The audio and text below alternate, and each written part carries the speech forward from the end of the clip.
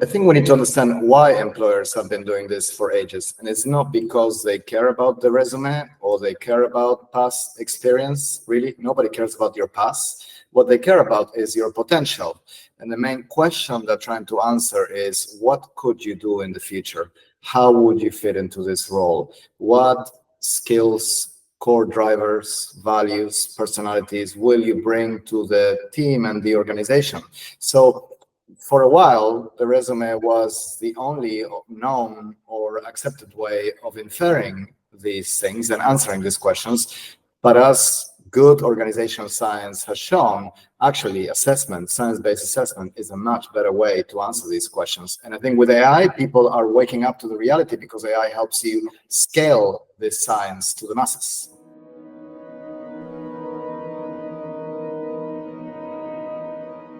Unfortunately, interviewers, human interviewers, when they have you in front of them or a candidate in front of them, think they can see right through you and understand what makes you tick. Now, the closest we have to actually do that is assessment, well-designed, validated psychometric assessments. So here's where deeper signals becomes so relevant and important, because it combines the good old science of assessment with advances in machine learning and other forms of AI that enable you to do this in a very, very fast and candidate-centric, enjoyable, not boring way. So whether you're looking at somebody's personality, values, abilities, skills, really, the idea is to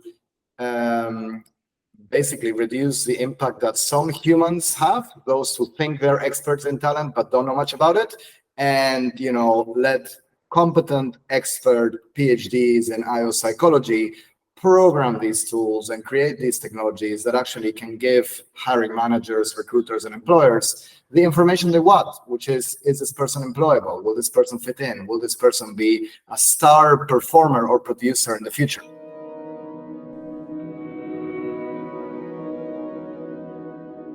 Through the list of attributes that actually make you and different from others, the list could be endless. But it could also be rather simple. Once we take care of your hard skills, the technical or subject matter expertise that you have, what matters really boils down to three things. Can you learn fast? Can you work well with others? And then, are you driven? By are you driven, I don't mean pathologically ambitious, but are you driven by the right things, and do your values fit in with the organization?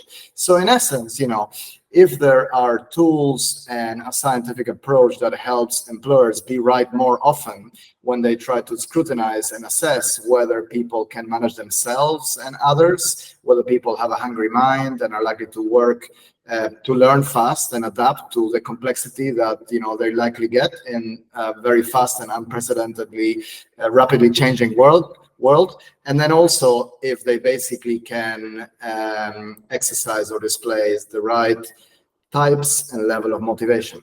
That's all it takes, right? So then you can break this down into different kind of more granular traits and elements. And of course, when you have a good personality report and a good granular detailed skills report of somebody, you also know in what context they operate well, what happens when they overuse their strengths, and what happens when they're underutilizing some traits or attributes that might be dormant and kind of part of their sleepy potential.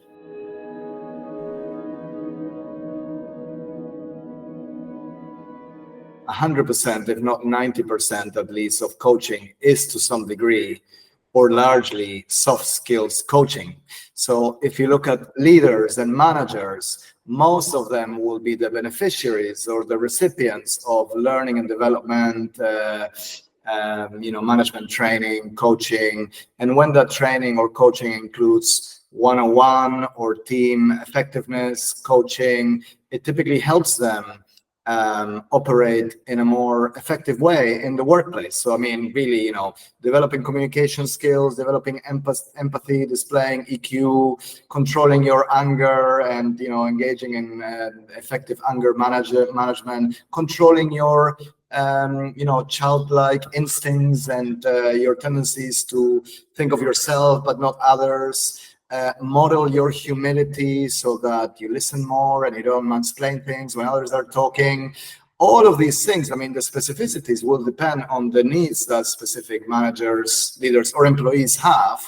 But assessment is the beginning, because typically people, employees, especially managers and leaders, operate in an environment where feedback is not really that rich, that accurate.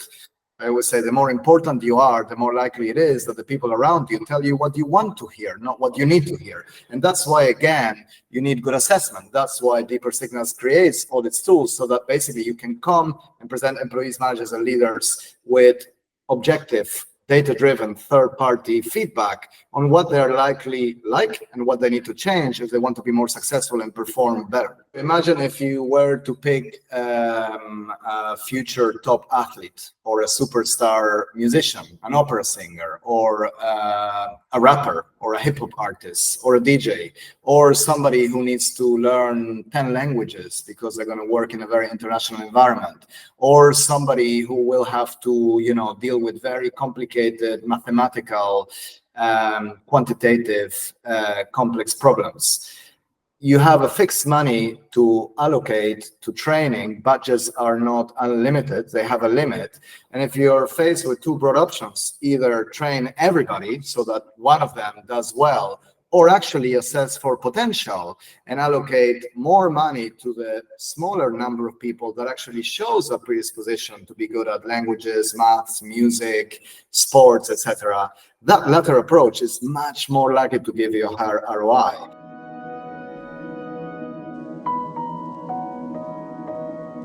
For the past 10, 15 years, we have seen two big trends when it comes to in-demand skills.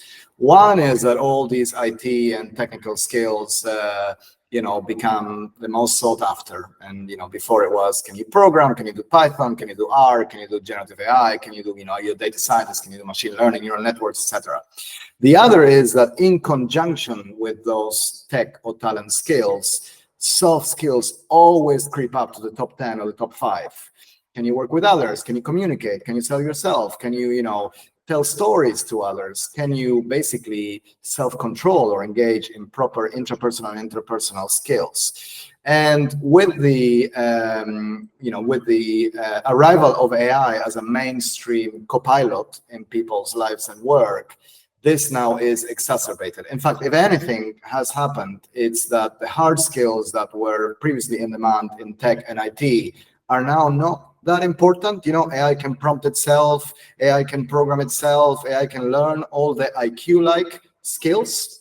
But what's really important is the soft skills that actually help AI augment humans. So what makes the difference is the soft skills that help you interact with AI to deliver something unique. And by the way, human intelligence doesn't go away, but you have to apply it in a way that helps you make the most of generative AI and other forms of AI. Soft skills will help us rehumanize work, and that's why employers are caring about them more and more and more, as they indeed should.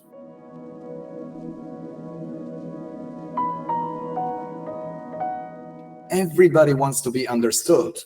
So, Deeper Signals, the skill selector, and all the other reports and tools that, are leveraging cutting-edge assessment and technology to bring that to candidates in a very effortless and engaging, not time-consuming way, do something that is really valuable, which is they help people understand themselves and be understood by others. Our desire to be understood and to understand ourselves is really important. And when we don't actually fulfill that desire, we are misunderstood and we make stupid, suboptimal, irrelevant choices, end up in the wrong career, in the wrong job, in the wrong organization. And let's not get into the wrong marriage, because the data on that are even clearer. But that's maybe for another episode.